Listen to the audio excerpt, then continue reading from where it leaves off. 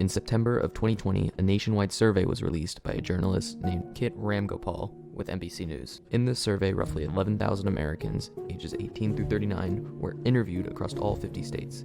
These were their responses.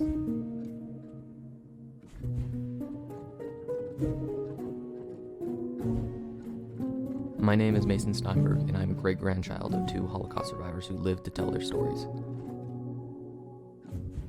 I am fond of my Jewish heritage and carry it with pride. That is why when I saw these numbers, I was confused, upset, and mostly awestruck. This lack of knowledge is scary. Roughly 1 in every 10 people I meet don't know about one of the most devastating threats to society in human history. Not to mention 1 in every 35 people deny it. There are some out there who don't think that these numbers are harmful.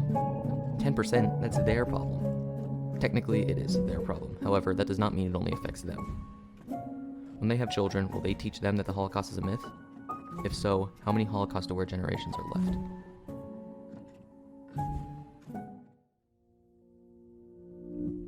My great-grandparents were 2 of, if not the most wholesome and loving people I have ever met. To put it lightly, they had a rough early life.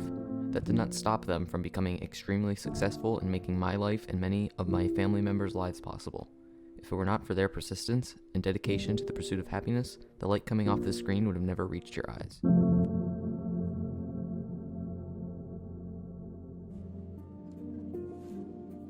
Pupa and Opa grew up in Romania. One day, Opa was set to be executed with 99 other boys by German soldiers. 99 boys were slaughtered that day. When I first heard this, I thought Opa's escape was a product of his own wits. My mom was the first to tell me this story.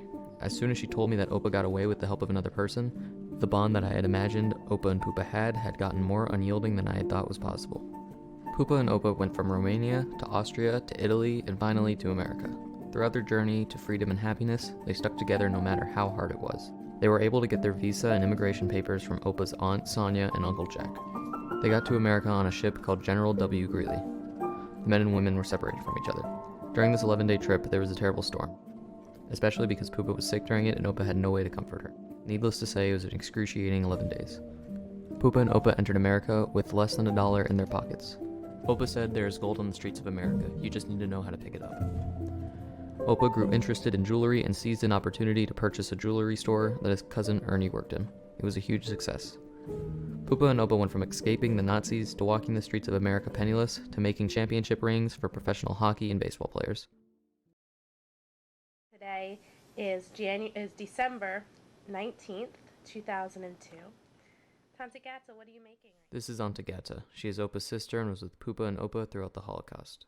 When the war began, Gata and Opa were forced to move in with Pupa. Here is Aunt Gata reflecting on her past and how it related to then and now. Do you think that what happened at that time happened still in the world, or do you think that the world's a different place now and that wouldn't happen? I tell you something. A Russian soldier said to me, "Tell me, why is it always the Jew get hurt?"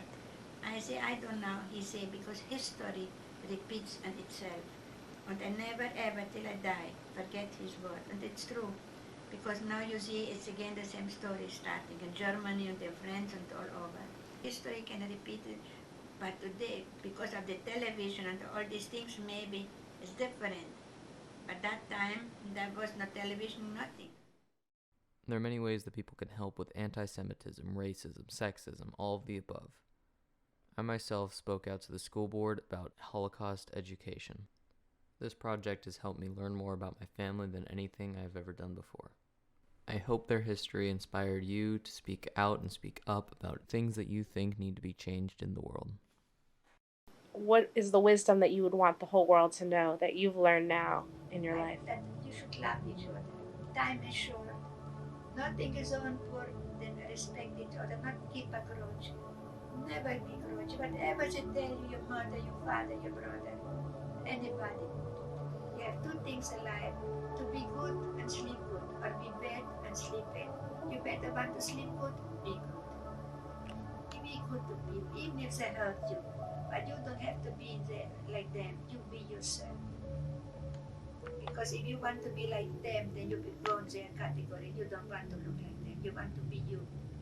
That's my best advice, what I